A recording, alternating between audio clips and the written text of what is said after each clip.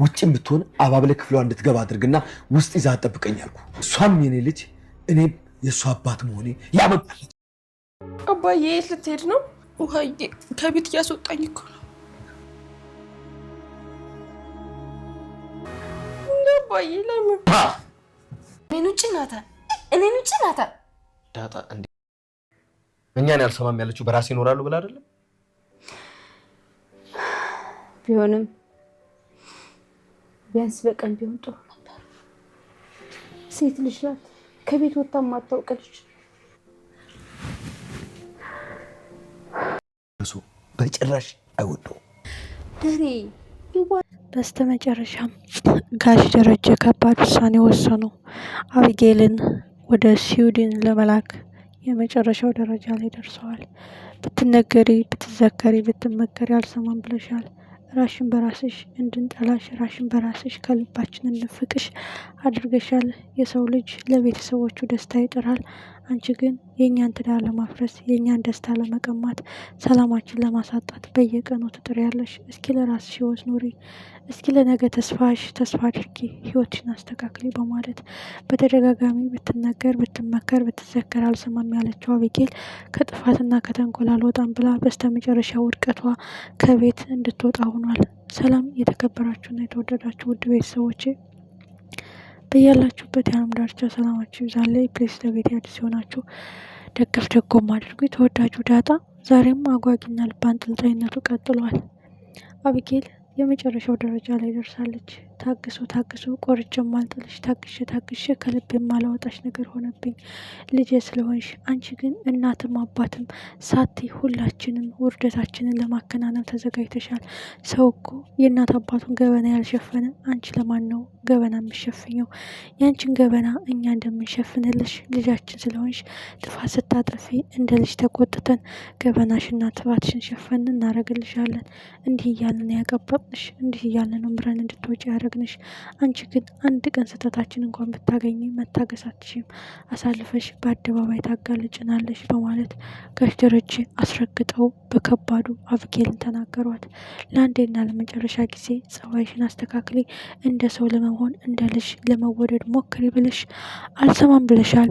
በቃ ያንቺ ነገር ቆርጦልኛል፣ እንደ ውሃ የዋህ ሁኜ ብለሽ አልሰማም ብለሻል። ውሃ በእርግጥ የጤናዋ ሁኔታ ቢሆንም የዋህነቷ፣ ሞኝነቷ፣ ገራገርነቷ እንድትወደድና ሳቂ ተጫዋች የቤታችን ድምቀት እንድትሆን አድርጓታል። ጋንቺ ደግሞ የቤታችን ሰላም መንሻ፣ የሳቃችን ማጥፊያ፣ የሀዘናችን ማበርቻ ሆነሻል። ቆይ አንቺ የምን ፍጡር ነሽ? ከማን የተፈጠርሽው? ማርታም እናትሽ እኔም አባትሽ ሆነን በማን ወጥተሽ ነው እያሉ ከባዱን ተናገሯት። ጋሽ ደረጀ በስተመጨረሻ የወሰኑት ውሳኔ እንዳልተሳሳቱና ትክክለኛ ውሳኔ እንደሆነ እንደማልጸጸትበት በማለት አስረግጠው ወደ ውጭ ሀገር እንደምትሄድ ለማርታ ነግረዋታል። ናታንና ዳጣ በእኛ ምክንያት ነው እያሉ ከባድ ጭንቀት ውስጥ ገብተዋል። እሷ ሰላም የሰጠችኝን ደብዳቤ በስነስርዓት ባስቀምጥ እሷ ካሜራ ሰቅላ ካገኘችው የቱ ጋ ነው የኔ ጥፋት? እኔ እኮ ጥፋተኛ አይደለሁም፣ የእሷ ጥፋት ነው። የቤተሰቦቿን ደስታ ትዳር ለመጠበቅ ስሞክር እሷ ግን አጋጣሚውን ተጠቅማ እኔ ለማጥመድ ሞከረች በማለት ዳጣ ለናታን ስትነግረው ነበረ። ናታንም ያንተ ጥፋት አይደለም እያለችው ነበር። ዳጣ ካሜራ ለጥፋ እስካገኘችው ድረስ አንተ በትክክል አደራህን ተወጥተሃል። እሷ ግን የት እንዳስቀመጥከው ለማወቅ በትክክል ቪዲዮ የሚቀርጽ ካሜራ አስቀምጣ ነው የት እንዳረከው ያገኘችብህ። ስለዚህ የሰላም ጥፋት ነው። የአቢጌልን አደገኛ አነፍናፊነት ሚስጥር ጎልጉላ የምታወጣ የሸተታትን ፈልፍላ ሳታገኝ የነከሰችውን ሳታደማ የተደበቀውን ሳታገልጽ የማታርፈው አቢጌልን እያወቀቻት ለአንተ ሚስጥር መስጠት የለባትም ነበረ።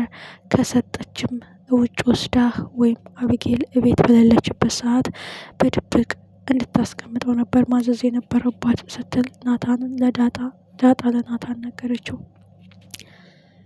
ጋሽ ደረጀ የእሷ ልጅነት የኔ አባትነት እዚህ ላይ ያበቃል። እንደ ልጅ እየጠበቅኳት፣ እንደ ልጅ እየተከላከልኩላት፣ እንደ ልጅ ብዙ ጥፋቶችን እየሸፈንኩላት ነበረ።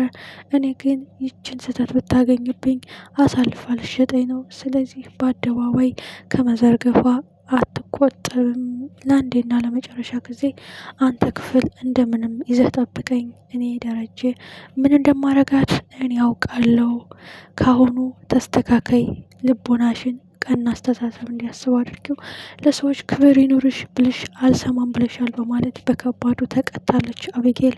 ስለዚህ ከዚህ ቤት ወጥተሽ ብቻሽን ትኖሪያለሽ። ከኛ እርዳታ ስባሪ ሳንቲም አታገኝም።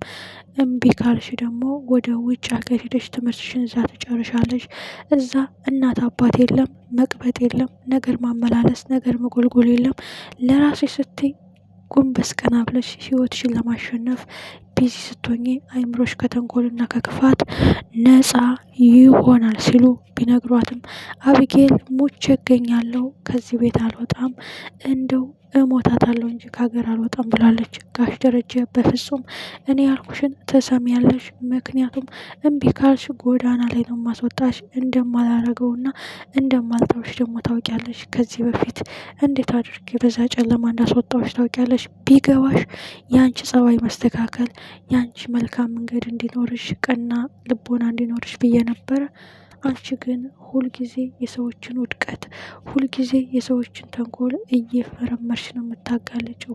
ይህ ጸባይሽ ደግሞ ያጠፋሻል እንጂ ተወዳጅነትሽን ያሳጣሻል እንጂ ወዳጅ ወይም ሰው አክባሪነትሽን አያሳይም። ቆይ እስኪ አንቺ በእኔ ቦታ ሆኜ እኔ እንደዚህ ባረግ አንቺ ምን ታደርጊያለሽ? ከስህተትሽ ካልተማርሽ፣ ከጥፋትሽ ካልተመለሽ፣ ከጉዳትሽ ካልተጠገንሽ ምን አይነት ስነ ልቦና ነው የሚያስፈልግሽ? ቆይ ለስሙ የዩኒቨርሲቲ ተማሪ ነሽ። እድገትሽ ወደ ታች እንጂ ወደ ላይ አይደለም። አስተሳሰብሽ ወደ ኋላ እንጂ ወደ ላይ አይደለም። ስለዚህ ምን አይነት ፍጥረት ብትሆኒ ነው? በማለት በከባዱ ምሕረት የሌለው ቅጣት ቀጥተዋታል። በፍጹም እኔ ደረጀ በውሃ በወለድኳት በየዋኋ ልጄ እምልልሻለሁ እዚህ ቤት አትቀመጭም በማለት ጨክነው ከቤት አስወጧት። ከፈለሽ ውጭ ሀገር ያመቻቸንልሽን እድል ተጠቀሚ፣ ካልፈለግሽ ራስሽን በራስሽ አስተዳድሪ። መውጣት መውረድ፣ አቀበት ቁልቁለት ራስሽ ስታስጨንቂ የእናት አባቶችሽ እንክብካቤ ደስ ይልሻል፣ ይናፍቅሻል። የዛን ቀን ግን እኛ የለንም። ስለዚህ ካሁን በኋላ እዚህ ቤት አትኖሪያትም። የወደደሽን ካልወደድሽ፣ ያከበረሽን ካላከበርሽ ምን አይነት አስተሳሰብ ቢኖርሽ ነው እንደ ሰው ያልተፈጠርሽ የምትመስሊ? ሁልጊዜ ከክፋትና ከተንኮል የማትርቂ። ለዚህ ነው ከቤት ማስወጣሽ ሲሉ አስጠንቅቀው ከቤት አስወጥተዋታል።